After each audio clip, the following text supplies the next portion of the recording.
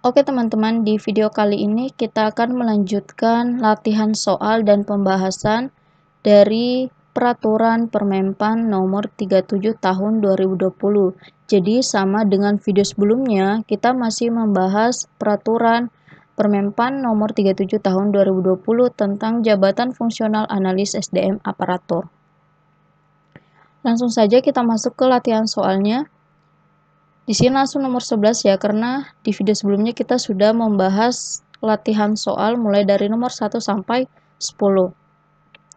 Oke, nomor 11, menyusun analisis jabatan, analisis beban kerja, rencana redistribusi pegawai atau proyeksi kebutuhan pegawai 5 tahun, dan peta jabatan aparatur sipil negara merupakan tugas dari analis SDM aparatur ahli.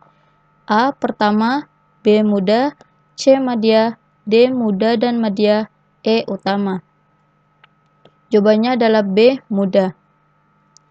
Jadi salah satu tugas dari analis SDM aparatur ahli muda yaitu ada di poin 2, menyusun analisis jabatan, analisis beban kerja, rencana redistribusi pegawai, atau proyeksi kebutuhan pegawai 5 tahun, dan peta jabatan aparatur sipil negara.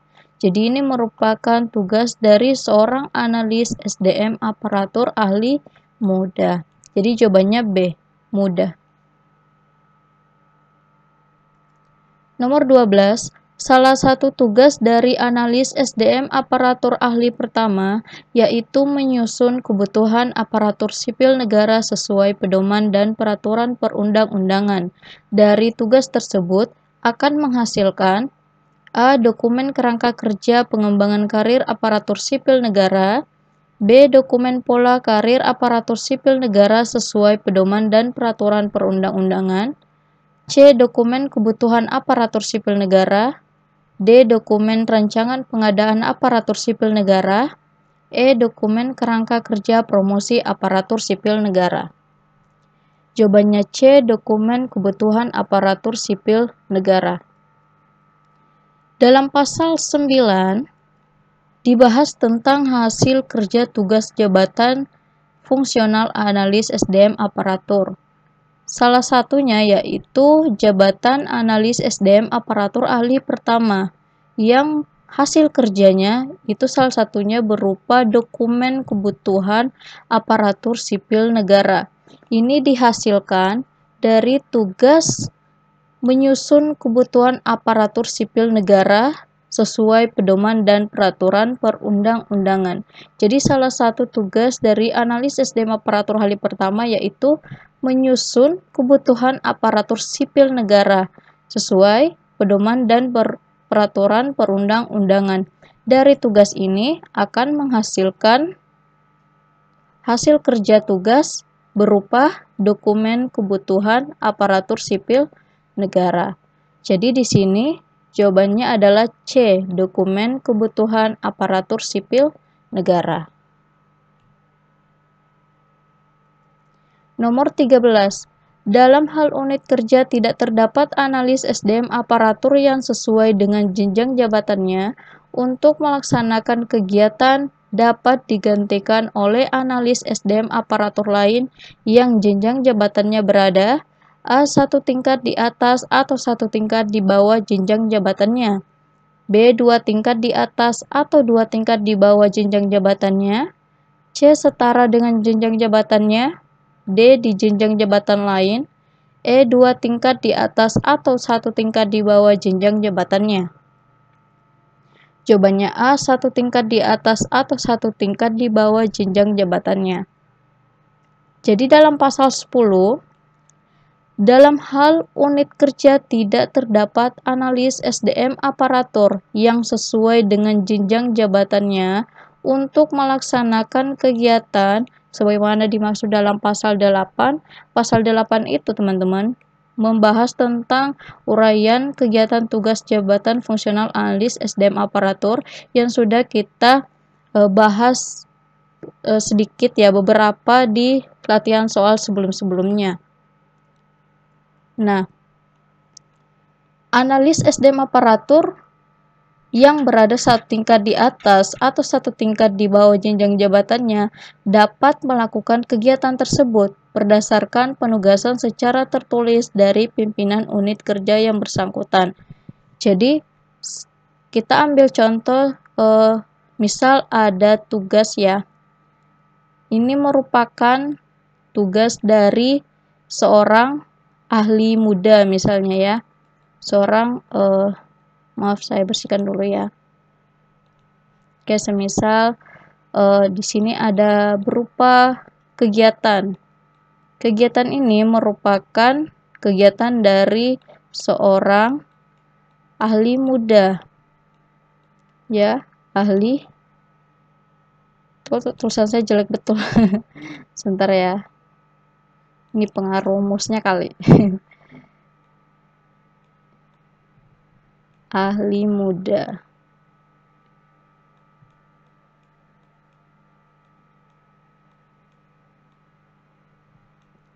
Sini adalah ahli muda. Oke, ini kegiatannya adalah kegiatan ahli muda. Nah, tapi di unit kerja tersebut tidak terdapat seorang ahli muda. Tidak terdapat seorang ahli muda, maka kegiatan ini dapat dilakukan oleh jabatan satu tingkat di atasnya, bisa ahli madya, ya, satu tingkat di atas ahli muda, berarti ahli madya, ya, ahli madya, atau satu tingkat di bawah jenjang jabatannya, berarti ahli pertama. Karena satu tingkat jenjang jabatan di bawah ahli muda itu kan adalah ahli pertama. Ahli pertama ini sudah jenjang jabatan paling rendah. Maaf ya kalau tulisannya jelek. Nah, ahli pertama. Jadi, jika ada kegiatan seorang ahli muda, tapi di instansi di unit kerja tersebut tidak terdapat ahli muda, maka kegiatan ini dapat dilakukan oleh seorang ahli madya satu tingkat di atas jenjang jabatan ahli muda atau satu tingkat di bawah jenjang jabatan ahli muda, yaitu ahli pertama. Ya, jadi dalam hal unit kerja tidak terdapat analis SDM aparatur yang sesuai dengan jenjang jabatannya untuk melaksanakan kegiatan.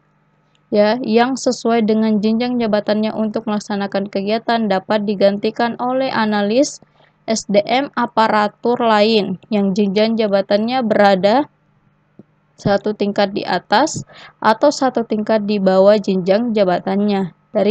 Jadi jawabannya A. Ini ya, berada satu tingkat di atas atau satu tingkat di bawah jenjang jabatannya. Tentu saja ini berdasarkan penugasan secara tertulis dari pimpinan unit kerja yang bersangkutan. Oke, kita lanjut. Nomor 14, analis SDM aparatur yang melaksanakan tugas analis SDM aparatur yang berada satu tingkat di atas jenjang jabatannya.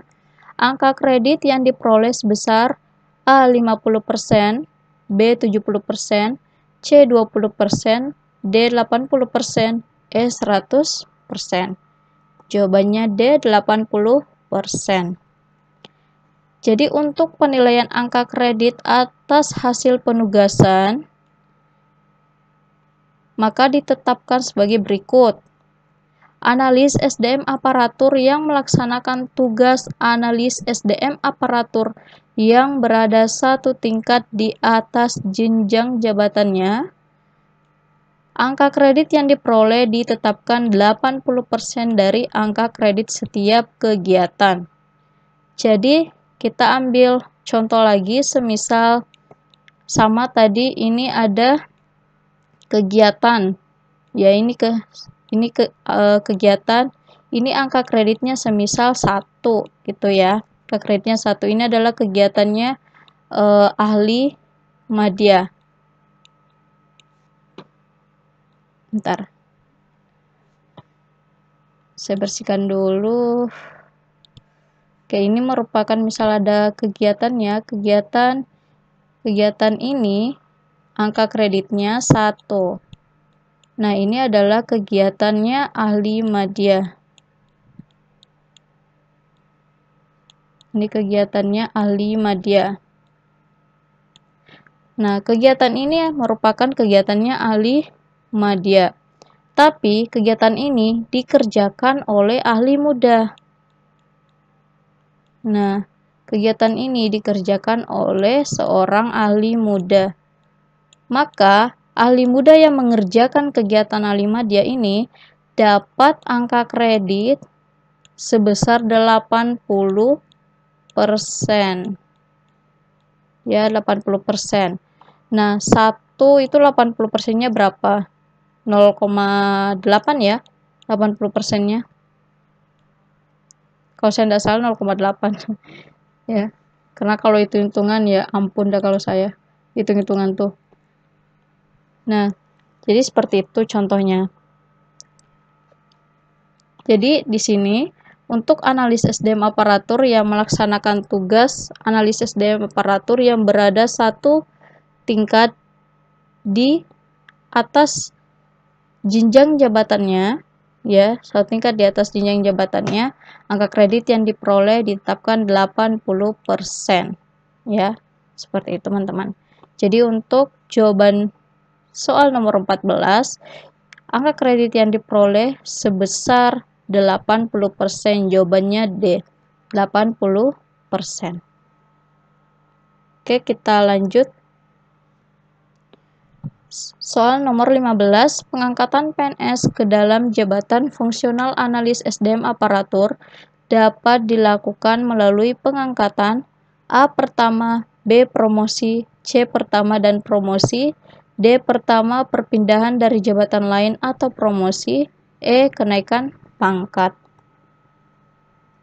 Jawabannya D pertama perpindahan dari jabatan lain atau promosi.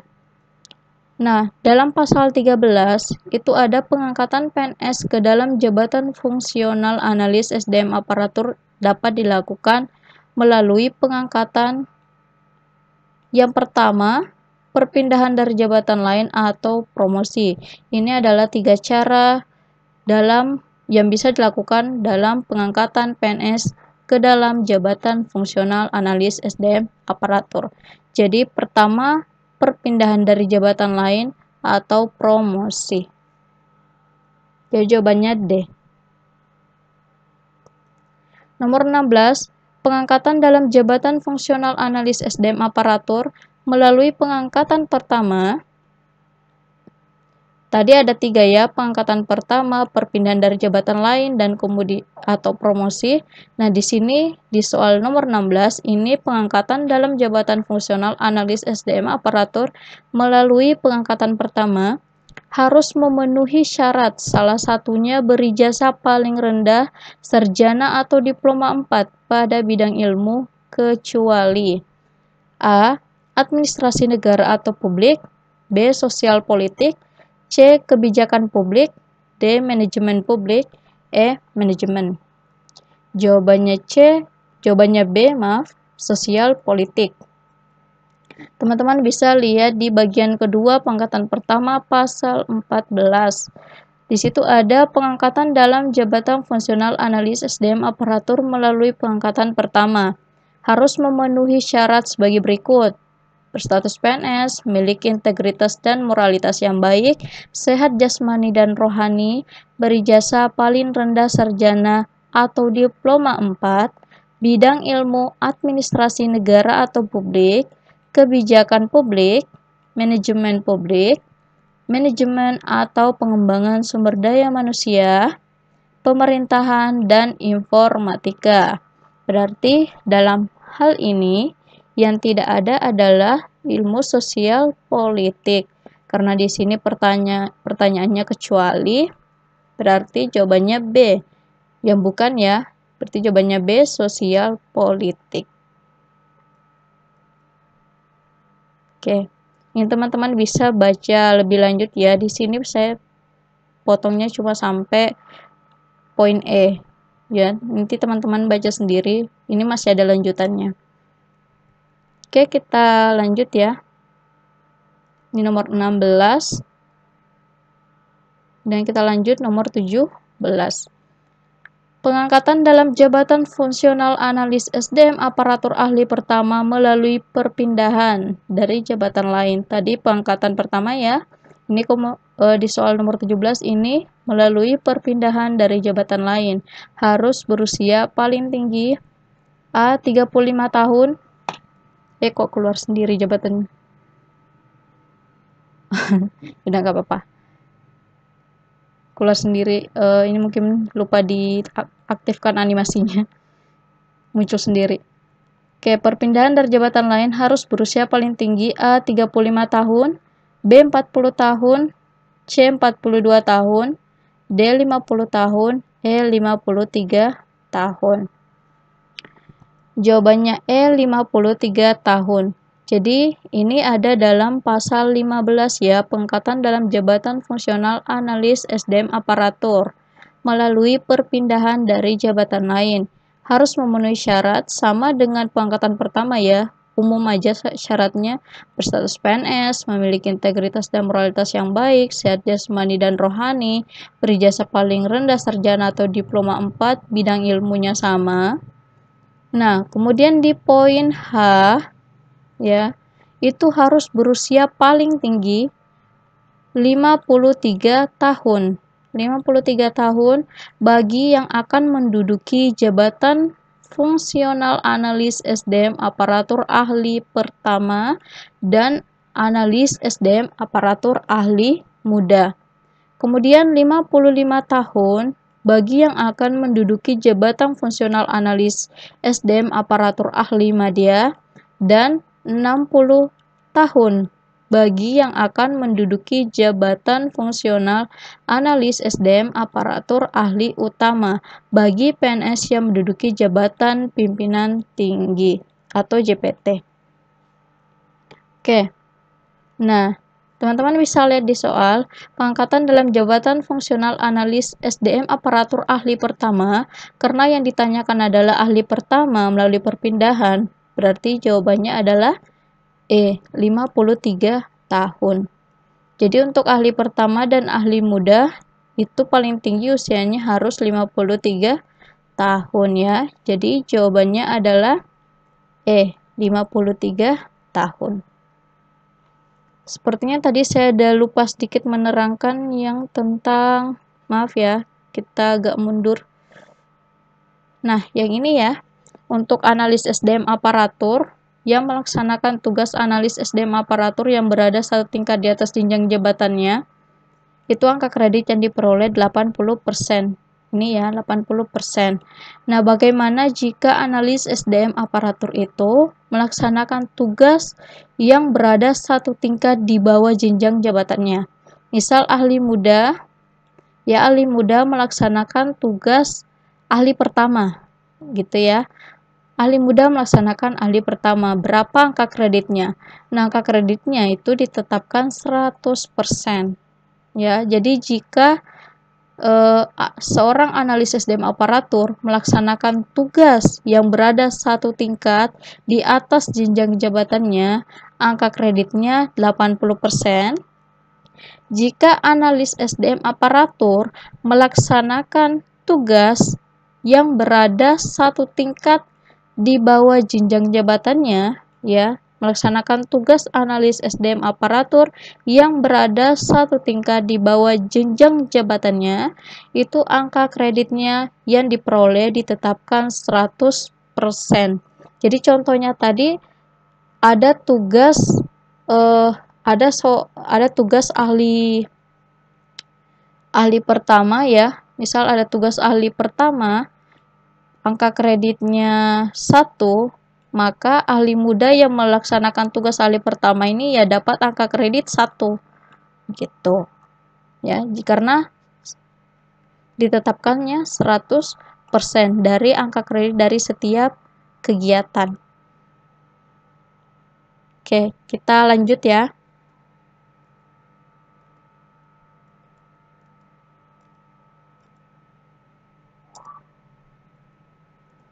Sampai sini ya nomor 17. Oke, kita lanjut ke nomor 18.